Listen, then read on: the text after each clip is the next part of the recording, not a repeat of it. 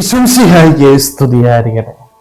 വിശുദ്ധ മത്തായി അറിയിച്ച സുവിശേഷം 17-ാം അധ്യായം 27-ാം വാക്യം.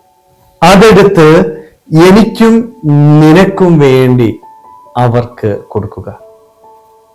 ഭൗതികമായ നിയമം അനുസരിക്കുന്ന ഈശോയെ വിശുദ്ധ ഗ്രന്ഥത്തിൽ നമ്മൾ കാണുന്നുണ്ട്. നികുതി കൊടുക്കുന്ന ഈശോ എന്തിനു വേണ്ടിയാണ് അവൻ നികുതി കൊടുത്തത്? കൃത്യമായിട്ട് പറയുന്നുണ്ട് അല്ലെ.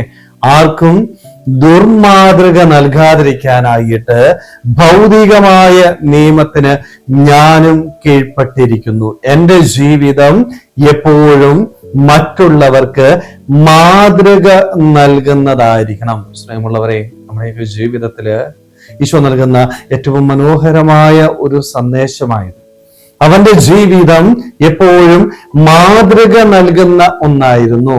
ആർക്കും ദുർമാതൃക അവൻ നൽകിയില്ല. അവന്റെ പക്കലേക്ക് വന്ന എല്ലാവരെയും ദൈവത്തിന്റെ സന്നിധിയിലേക്ക് നയിക്കാനായിട്ട് അവൻ തയ്യാറായി. നിയമങ്ങൾക്ക് കീഴ്പ്പെട്ടുള്ള ഒരു ജീവിതം നമ്മുടെയൊക്കെ ജീവിതത്തില് ഒരുപക്ഷെ ഇന്ന് നമുക്ക് സാധിക്കാതെ പോകുന്നത് ഇത് തന്നെയാണ്. നിയമങ്ങളൊന്നും എനിക്കിഷ്ടമല്ല.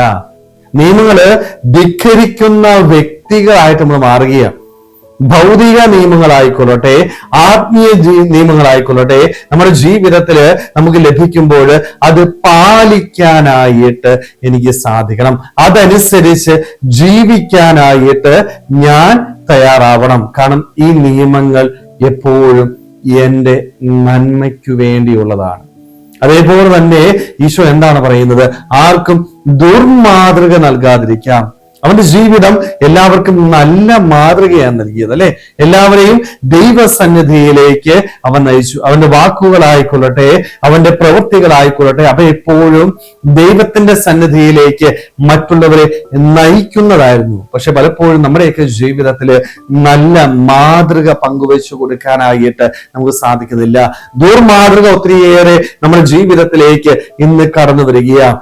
മറ്റുള്ളവരെ ദൈവസന്നിധിയിലേക്ക് നയിക്കുന്നതിനേക്കാൾ ഉപരി നമ്മുടെ മാതൃക മൂലം, നമ്മുടെ പ്രവൃത്തി മൂലം പലരും ദൈവത്തിൽ നിന്ന് അകന്നു പോകുന്ന രീതിയിലാണ് നമ്മൾ ജീവിച്ചു വരിക. സ്നേഹമുള്ളവരെ, അതുകൊണ്ട് നമ്മളൊക്കെ ഒന്ന് ആത്മശോധന ചെയ്യണം. നമ്മുടെ ജീവിതം എപ്രകാരമാണുള്ളത്? ദൈവ നിയമങ്ങൾക്കും ഭൗതികമായ നിയമങ്ങൾക്കും കീഴടങ്ങി അത് പാലിച്ച് ജീവിക്കുന്ന ഒരു വ്യക്തിയാണോ ഞാൻ? അതേപോലെ തന്നെ എൻ്റെ ജീവിത മാതൃക മറ്റുള്ളവർക്ക് എന്താണ് നൽകുന്നത്? നല്ല മാതൃക പങ്കുവെച്ചു കൊടുക്കാനായിട്ട് എനിക്ക് സാധിക്കുന്നുണ്ടോ?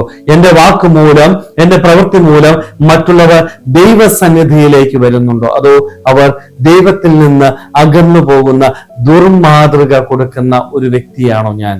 ആണെങ്കിൽ അതിൽ നിന്ന് മാറാനായിട്ട് നല്ല മാതൃക കൊടുക്കാം.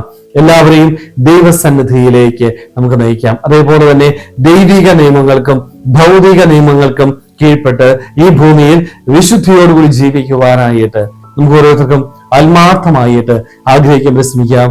ദൈവം നമ്മളെല്ലാവരെയും സമൃദ്ധമായിട്ട് അനുഗ്രഹിക്കട്ടെ. ആമേൻ.